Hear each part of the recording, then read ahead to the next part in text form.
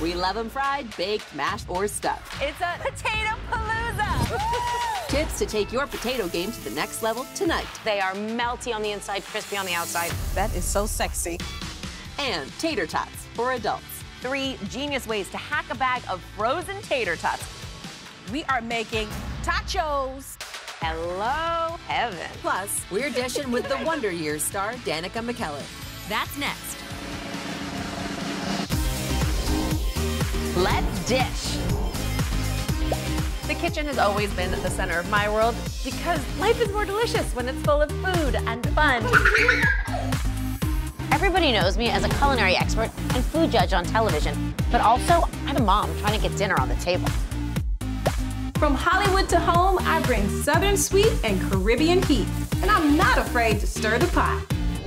Good food, good friends, good dish.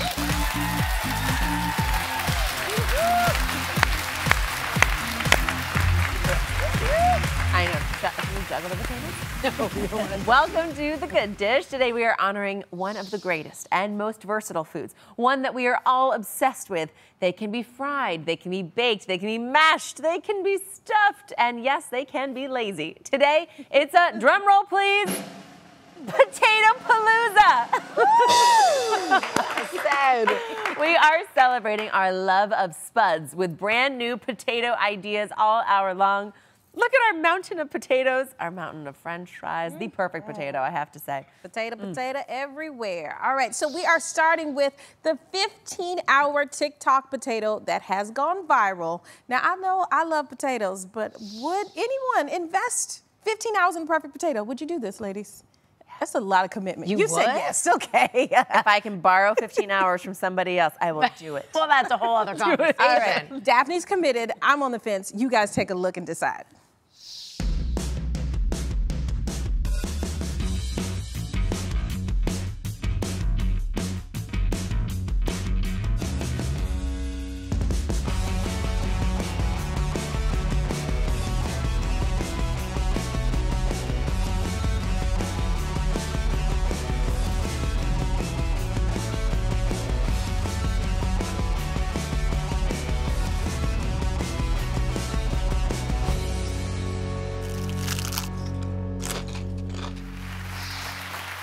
I'm obsessed. I think about this video all the time.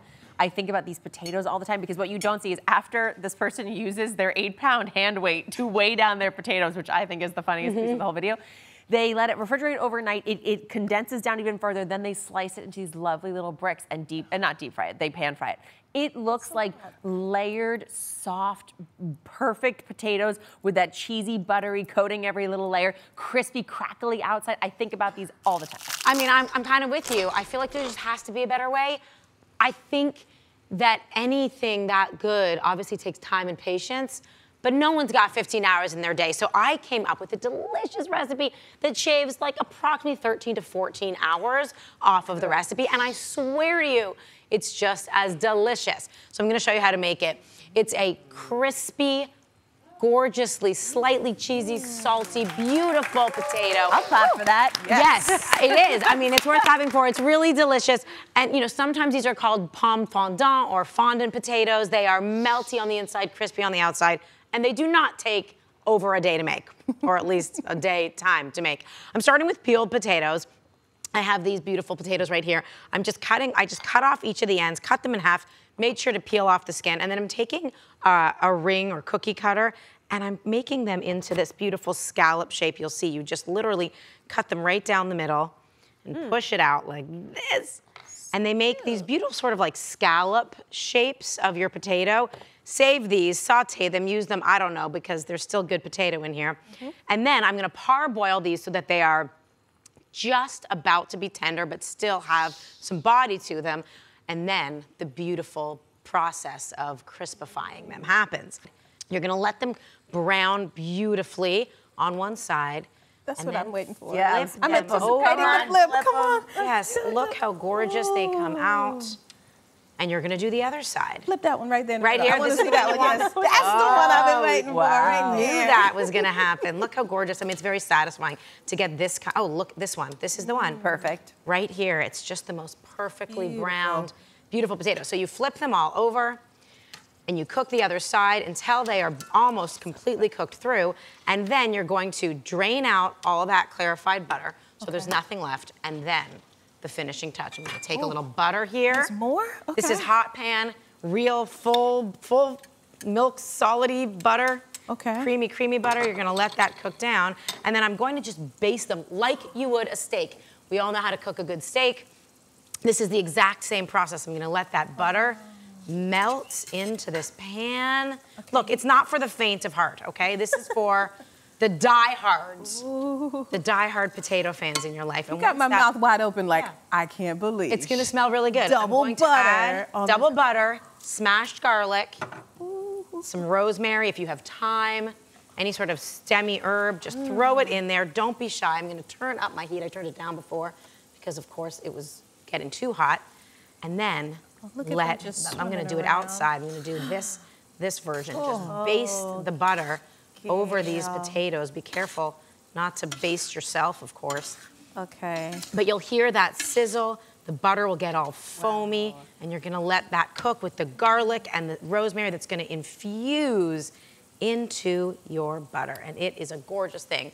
When they are done, oh, that is so sexy. I've never seen a more sexy thing. Butter basting anything. That is how you want to come home to somebody just butter basting at the counter. That's what it should be. I'll do it for you. Oh, do it for your husband. Don't do it for me. Do it for him. Jeremy wants that. I wasn't say anything, but you know.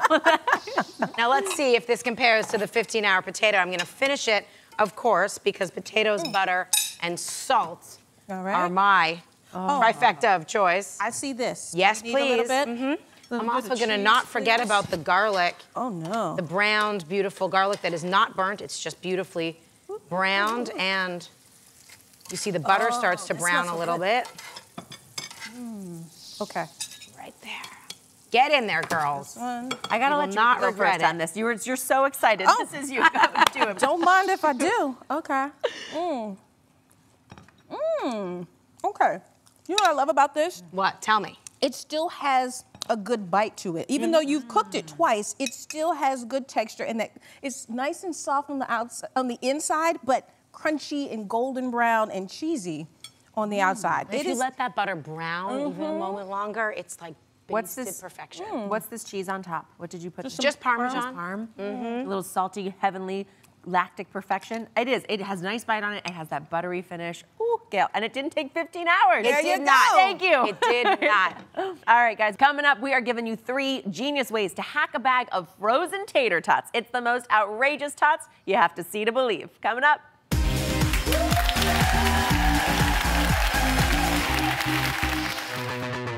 Like something you saw on the show today? We're dishing all the details on the good list. All the recipes, important tips, and tricks, all in one place. So stay tuned until the end of the show when we'll share the good list QR code. You can scan to send it all right to your phone.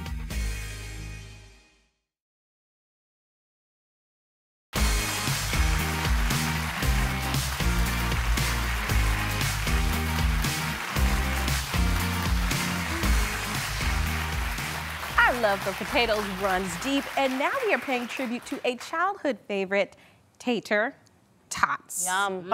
And we are turning them into delicious dishes that adults will go crazy for. That's right, it's 3 unbelievable tots that are sure to hit the spot. Tots to hit the spot, okay. Do you remember Tater Tots as a kid? Remember. Why are they reserved for children? They're much too good for children. They are too good for children. I don't think children truly appreciate their greatness and their versatility.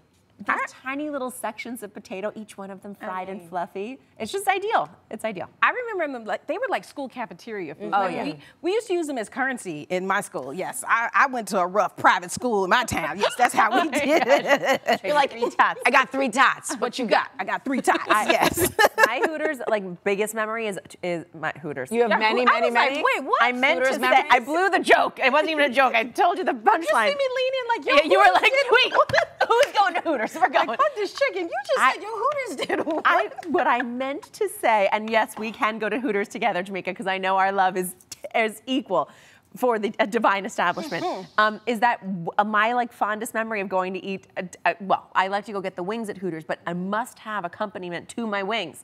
are the loaded tots. And I'm telling you, these are some crispy fried tater tots with cheese and sour cream and scallions on top. It is so good. I would argue the two best words together, the best word combo in the English language is loaded tots. Yes. Yes. I mean, really important. All right, well, add another one to your favorite food dictionary because we are making Totchos. Oh. Yes. Oh, I love a smash up. Yes. Totchos. Totchos. And I mean, this puts regular nachos to shame, without a doubt, okay? So follow along, if you will.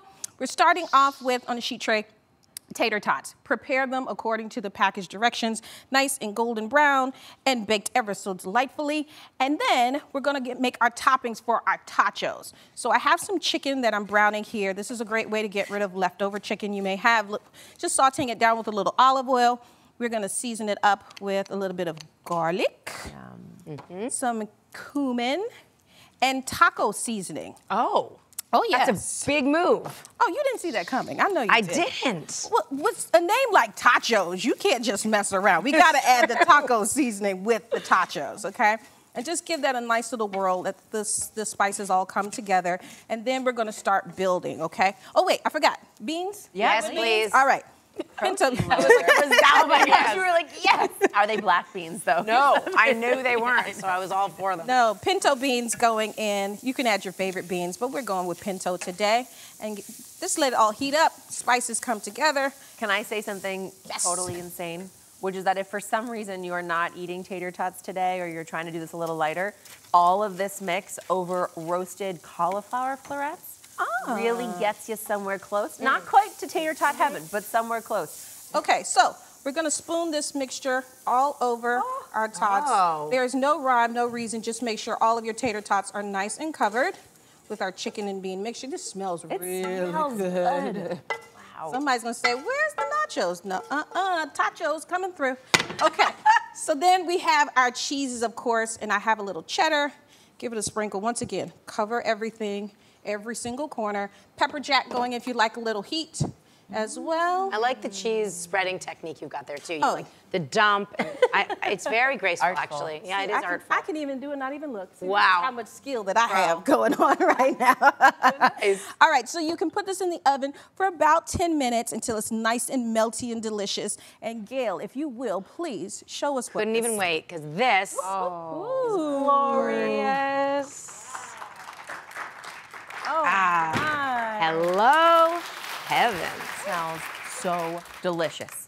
Tachos. Okay, so now you will bring this pan out. You can serve it right in the pan for dinner, and you have your toppings bar, if it even makes it this far out of the kitchen to the table, because everyone's gonna dive in. Oh my gosh, get on in here. And we have some guacamole, some sour cream, salsa, cilantro, scallions, whatever you please on your nachos, you do it for your tachos, okay? I like that you added a little heat on here. Oh yes, the jalapenos as well. This is so fun because you can really customize it however you like, whatever your family does. And I mean, this serves up a family of what, 4? A hungry person of 1, whatever you want to do. I was gonna say, it depends on. What are we thinking? I love the topping bar. You know I love the topping bar. Here's the move. Get yourself a hot and crispy tater tot with that cheese, with that taco seasoned chicken and beans. Put a spicy pickled jalapeno on there. Put a tiny dollop of sour cream or guacamole. You are in heaven. Oh my gosh. I built the tacho of my dreams right here. I like your style, Gail. That I'm not going to hold back for anyone with my tachos. Do not hold back. This is fun. Well, if you can't just have one way to enjoy tachos or tater tots. We have some more hot tot ideas for you. Take a look at these buffalo chicken tots, okay? We have those same glorious golden brown tots underneath, but then we put shredded buffalo chicken atop of the tots. We covered that in cheese sauce, blue cheese sauce if you feel like going traditional, or you're just a regular cheese sauce is fine too. A little more buffalo sauce to keep it hot and spicy. Topped it off with fresh scallions. Delicious. Delicious. It's kind of like popping wings and tots at the same time. Next, use those same tots as the top layer to a casserole. If you don't feel like getting in there making a biscuit top or getting your puff pastry or whatever, this is what you're gonna do. Grab those tots. You can put a combo of ground beef, corn, onions underneath. You could do ground chicken there too, lamb, whatever. Top it with a layer of tater tots for a gorgeous, crispy, crunchy, golden brown finish. You can do some cheese on top or just leave it golden brown with the tots themselves. When it's done baking, sprinkle it with some fresh parsley. Ooh. Fancy, delightful, delicious. The tots don't stop. They're like a blank canvas. I mean, dream big, people. That's all I'm saying. Make sure to go to gooddishtv.com for Jamaica's Totcho recipe. And when we come back, we're dishing with America's favorite girl next door, my hero, Danica McKellar.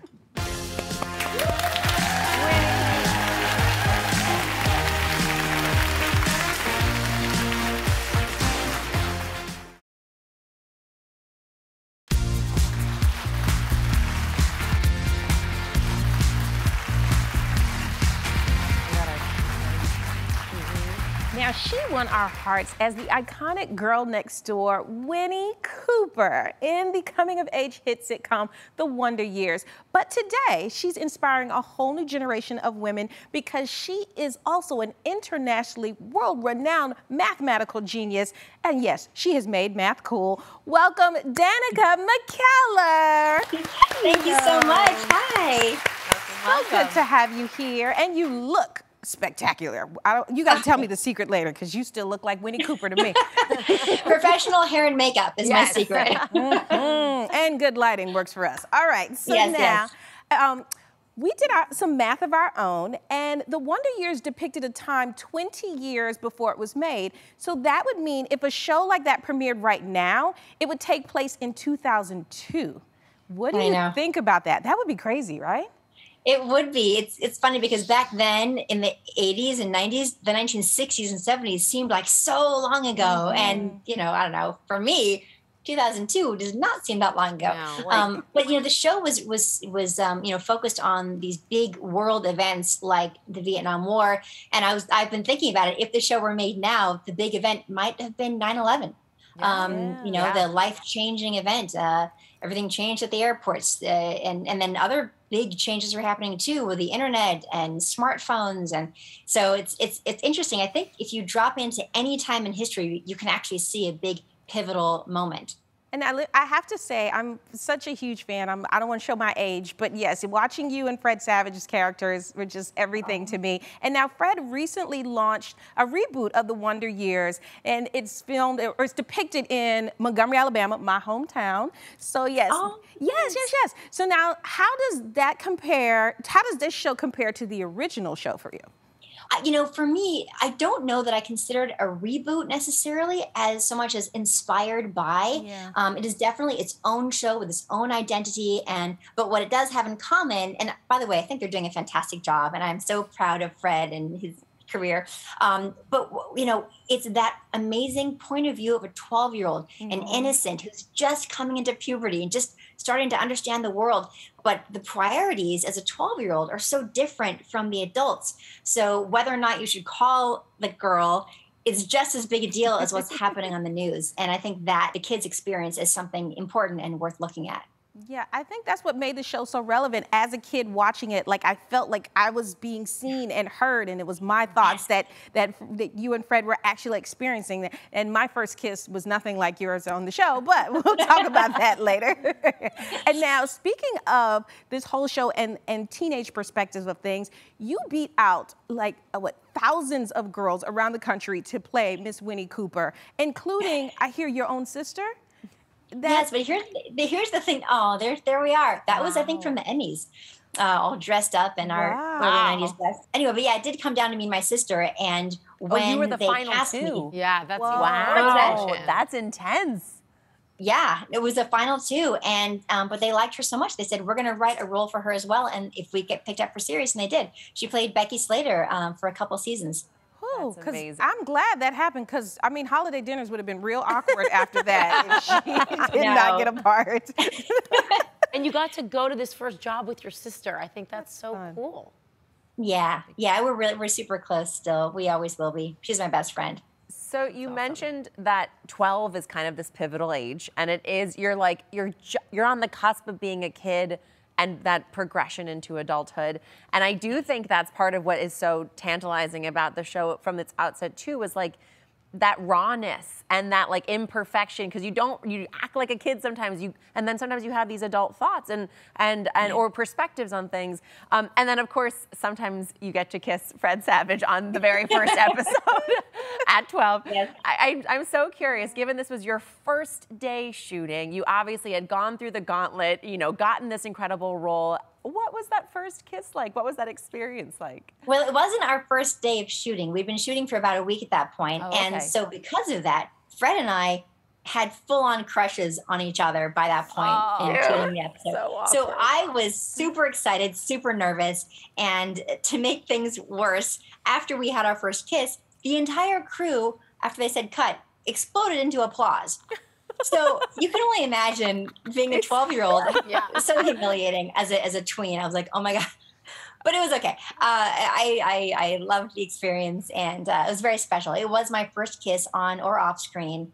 So it was a moment that I will never forget. I remember it so well. But we also know you're known for so many other things in your career since Winnie Cooper, and one of which that makes us all really excited, because we all have daughters, is that you are a best-selling author of math books for kids of all ages. So I want to talk a little about them. Why is it so important for you to reach children through math specifically? Yes, so okay, those were my two first books, Math Doesn't Suck and Kiss My Math. So I started writing books, 15 years ago now. And for me, after being a math major myself at UCLA, and really, I love math. I love what it does for your brain. But so many women would come up to me and say, oh my gosh, I could never do math. I'm never good at it. Or I was good, but then there's this one teacher, this one class.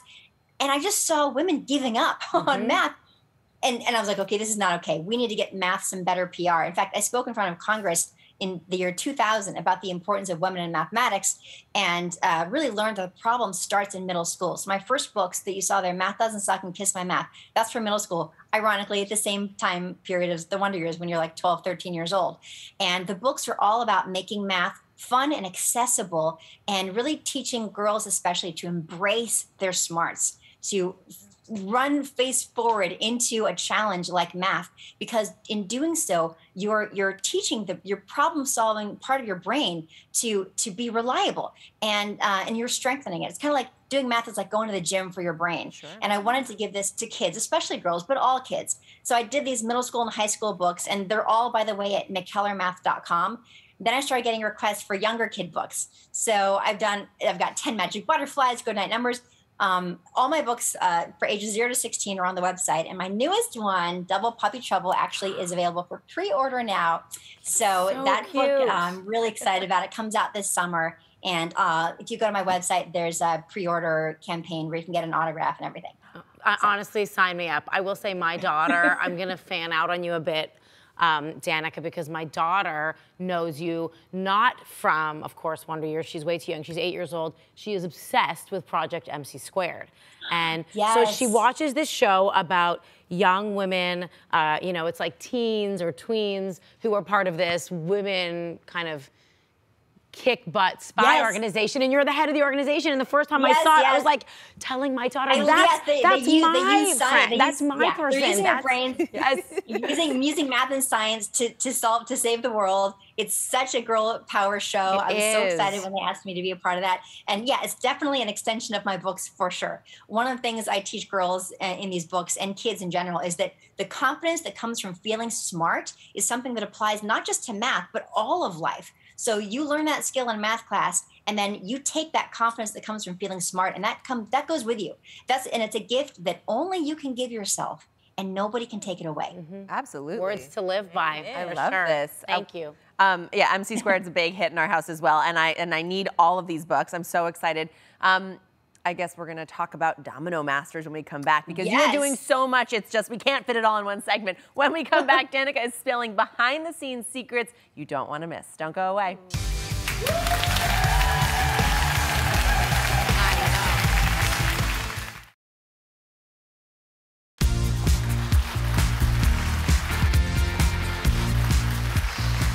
We are back in dishing with actress and judge from the brand new Fox show Domino Masters, Danica McKellar.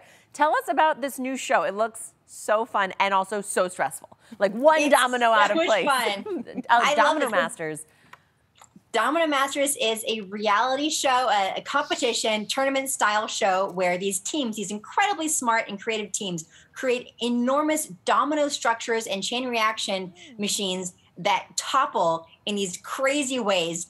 It is so much fun. It combines my love of like math and physics with my love of storytelling, because these incredible creations also tell a story, and they're building them just painstakingly for 16 hours, one domino at a time. It's unbelievable. But let me tell you something. So stressful to be a judge, because you're watching these guys do this and these women, and sometimes a domino whole section will get knocked over by mistake prematurely. And it did happen a few times where huge sections went down too soon. But these teams were absolutely incredible with so much creativity. And it's on Wednesday nights at 9 o'clock on Fox, right after The Masked Singer. I think people are gonna love it. So talented, incredible. Well, Danica, we know you are a math whiz, so we wanted to create a game we're calling Danica by the Numbers.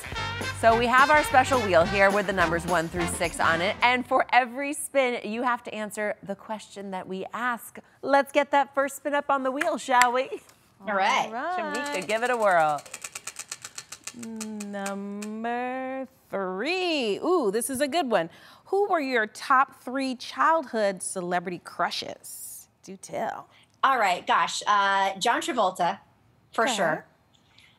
Jeremy Miller, who was actually the little boy on Growing Pains, and then we actually dated. So that was kind of Oh my gosh. That was my first off-screen kiss. Was with him. Oh. And then Michael J. Fox, who I was such a huge fan of from Family Ties and then Back to the Future. And in fact, when I was about 10, maybe, me and my sister, we were on our way to school in the backseat, my mom driving, and he was driving behind us in this little black convertible Mercedes.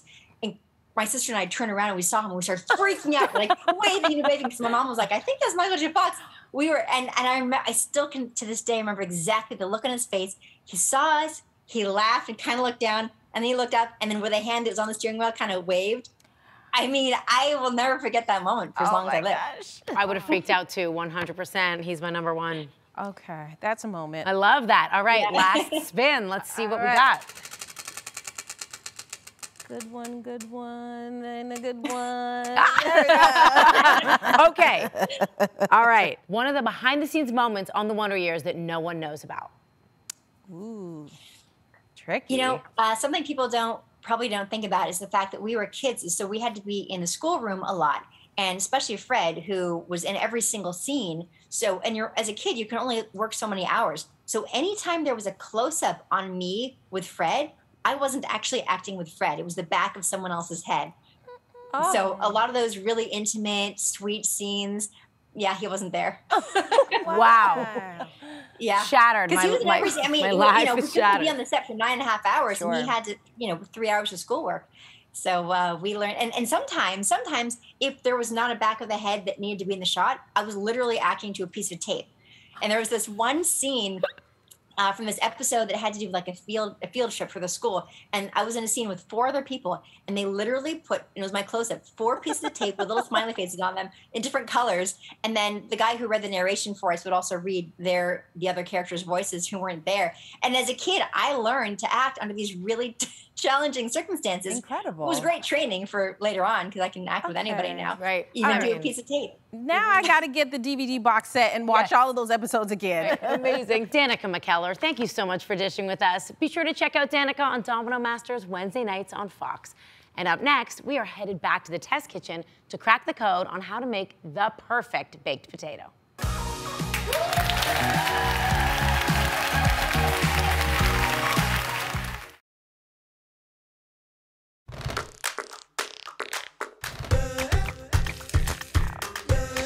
The Good Dish Test Kitchen, where we get a little nerdy about testing recipes so you don't have to. And today, the Good Dish Test Kitchen cracks the code on baked potatoes. Perfectly crispy on the outside, soft and fluffy on the inside. I mean, there are a few things more satisfying to me than a perfect baked potato. And today we will be testing two variables, the type of potato and the cooking method, to give you the test kitchen secret for the perfect baked potato. And there are indeed secrets to be had. All right, so everybody lean in because we are going to start by comparing potatoes. So first off, we have the Yukon Gold and the russet potato, sometimes called the Idaho potato. So with the Yukon Gold, it has medium starch content. It has a creamy center, but the skin is thin, which doesn't stand up as well when making a baked potato. So it's better for a mashed, or you slice it into wedges and then bake it off. That'll be better for the Yukon Gold. Up next is the russet potato. This one is very high in starch, low in moisture, which makes it nice and fluffy after it's baked, and the skin on the outside crisps up really, really well. So for this reason, russet is our winner. Yes, Potatoes. absolutely. Now that we chose our russet as the winner, the next stop for the perfect potato is to determine the best cooking method. Are we going to put it in the oven or the microwave? We tested both methods, and here's what we found. When you cook it in the oven, it takes about 45 minutes. And as you can see, it comes out beautifully crisp on the outside, super fluffy on the inside. But I'm sorry, it just takes way too long for a weeknight dinner. I don't have 45 to 60 minutes to roast my potatoes when I get home at the end of a long day. So we're gonna try the microwave version, which takes only 10 minutes. It's a huge time saver, but as you can see, it's not at all crispy, and it actually doesn't cook evenly. You have to keep turning it around. It is not the best way. So I'm gonna throw everybody for a loop, and I'm gonna say the best way to cook a potato is a combo of the two. We're still gonna cook it in half the time it takes to just bake it solely in the oven, but it's not gonna sacrifice on texture. It's still gonna be fluffy on the inside, crisp on the outside, and delicious as it gets. You want to dish the details? Of course. All right, so you want to microwave potatoes to let that excess moisture and skin dry out, and it'll add a little extra crisp, all right? So when you microwave it, set it for about 5 to 7 minutes and flip halfway through, and then you're gonna move it to a preheated oven. So I've got some in the microwave here. You can kind of see what it's gonna come out like. We'll put it on our baking tray right here. And this is going to go into our preheated oven. So this is just the start, because now we're going to brush with a little bit of olive oil, because this is going to add flavor. And I noticed, if you see, like at the restaurants, your baked potato comes and it's like crusted with salt, and it looks so amazing. Too. Yes, That's definitely gonna make it crispy. this is how you get it. Do a little salt on the outside there. One thing I noticed is when you put it in the microwave, you didn't poke holes in it, which is something I was always trained to do. Poke holes with a fork to make sure that, you know, the potato doesn't explode and that it doesn't kind of steam too much or something on the inside. But when you do it in the microwave, just note you actually don't have to poke holes. It helps with the microwave process to steam and make sure that it's cooked evenly inside. Absolutely. So now this will take about 20 minutes, which your cooking time gets cut in half once you place it from the microwave directly to your baking sheet. So yes, now these potatoes are finished on the outside. They're golden brown and crispy and completely tender. Gail, show us. Yes. Okay. Now that is a quality baked potato. All right, so it doesn't just stand alone. We got to talk toppings, right? So Gail, what is your toppings go-to for your potato? You know, growing up, my favorite potato topping was cheddar cheese that would melt into the potato when you would cut it open, and all that hot ooey gooey goodness would be inside. So I'm gonna go with that. And then, like, I had this thing, I always liked roasted broccoli. It was like one of the only ways my mom could get me to eat my broccoli is if it was on a baked potato with lots of cheese and maybe some like fried onions on top. Ooh, all right. And what I do with my potato, I'm gonna show you something. I like to season with salt and pepper, but I put salt and pepper first. That way the potato on the inside gets seasoned, because if you just put on the top, you're just seasoning the toppings. Yes. You gotta get a little bit of flavor within the potato as well. So, and then you load up with the bacon, sour cream. You have fun with all of that stuff. All right, so the perfect baked potato. Gotta love it. All right, so up next, our husbands cheated on us last night. Whoa, wait a minute. But not how you think. We're talking couch potato cheating when we come back. Gotcha.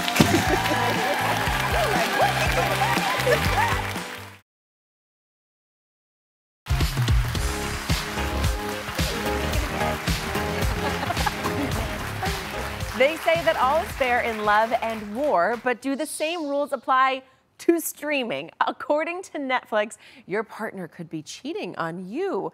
couch potato cheating, that is, they found that almost 50% of couples who watch Netflix together have cheated on each other by watching episodes ahead of their partner. So ladies, I want to know, do you stream cheat on your husbands? And is that the ultimate betrayal? I am aghast. I got caught. Oh. Yes, What's the show? Manifest. Okay. So we watched all of season 1 together. And then he was taking too long. Like, oh, I got work to do. I'll catch season 2. I wanted to catch, so I jumped ahead. Yes. And I got caught because I didn't clear the history on it, because then it came up when we both sat down to watch it. It said, well, do you want to resume? Continue watching? No. Yes, that's what I got. I should, Netflix, you need to have reset the history. And I tried to blame it on the baby. I was like, maybe the baby got the remote. Yes. She jumped ahead. That 3-month-old really knows how to work the remote. I don't know. These kids get into the darndest thing. So yeah, I got caught. Bummer. And Busted. was he upset?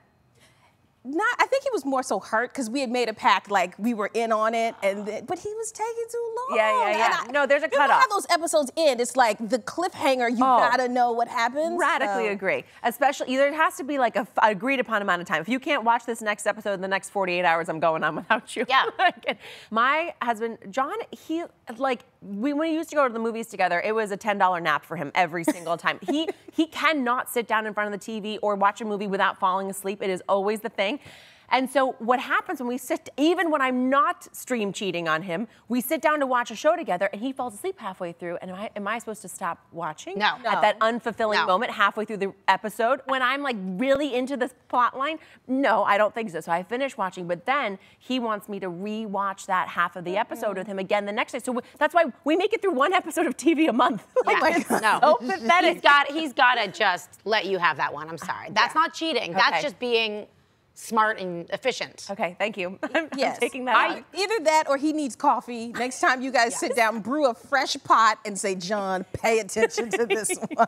That's not I fair used to keep Jeremy on a short leash with our shows, but then I went off to work. I had to travel for a few weeks for work, and we just were like, I couldn't, he was like, it's not fair. I am holding down the fort. I am raising your children, our children. It's called parenting. And he's like, give me this. If you're, traveling, living glamorously, I will watch any show I want whenever I want. And we have a mutual agreement. You leave the city, all bets are off. You can watch whatever you want. That's right. Okay, there you go. Well, it does look like one company may have found the solution to binging betrayal. They're called commitment rings. And what you do, here they are, is you synchronize your ring with your partner, and you have to share all the shows that you want to watch together, and the show will only play if the rings are in close proximity to one another. So you can't cheat. What do you think?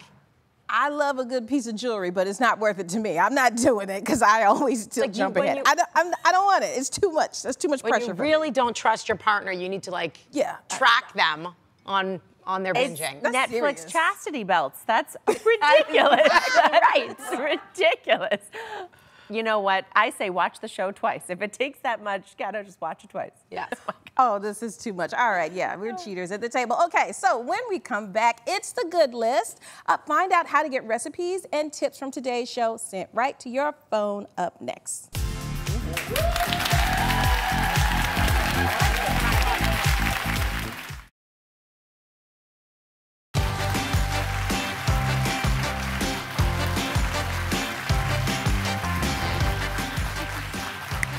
Welcome back to The Good Dish. Now, we couldn't talk about our favorite spud without playing a little game of hot potato.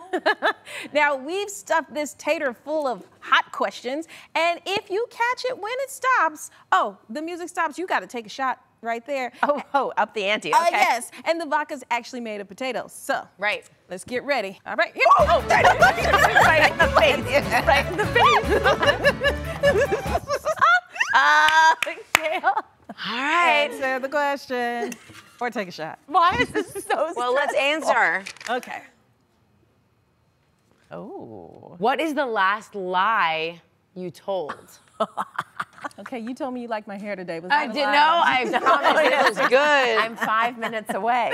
Oh, that's my perpetual lie. I'm almost home, honey.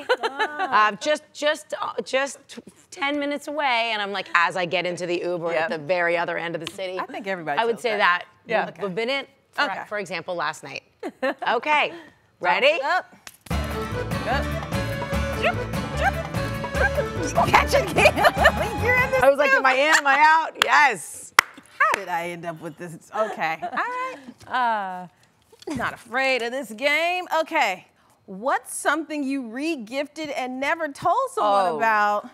You know this is a national show. I know Y'all they're gonna get just me in outing trouble. us at every chance. Plead the fifth.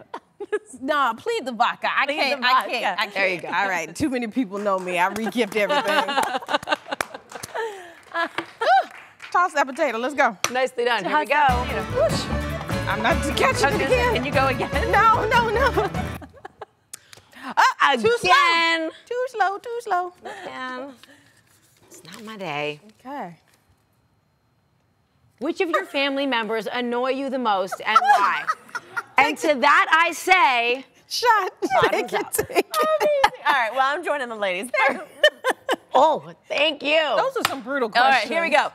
Grown-ups. All right, now it is time for the good list. Guys, I love, by the way, this was a really super fun game. I'd play this game all day long. If you see that QR code on your screen, you can go ahead and open up your camera app and hold your phone up to the screen. It will take you right to the recipes and more from today's show. You can also head to gooddishtv.com to get it all. My eyes are watering, including what's for dinner tonight. We always answer the question. We took a childhood favorite, Tater Tots, and loaded them with over-the-top flavors to satisfy our adult palates, like Jamaica's Totchos. They were so delicious. Buffalo chicken tots or a tot casserole. And I think a tot casserole would go really well with another shot of vodka. It's perfect for the middle of the day. We'll see you next time for more good food and good dish. Cheers. Cheers.